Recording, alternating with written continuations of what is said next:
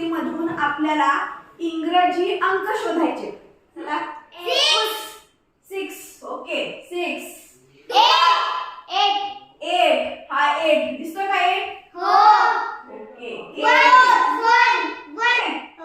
पुढं 4 हो.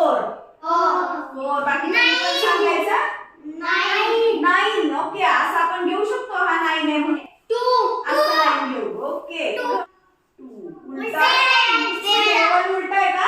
हो. ठीक आहे 7 पण घेऊया आपण, काही हरकत नाही. अजून बघा नाही, अजून बघा काय आठवतंय अजून?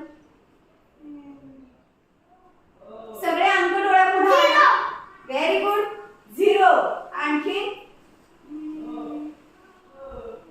3 व्हेरी गुड बरोबर 3. या काय इथं 3 दिसतंय का?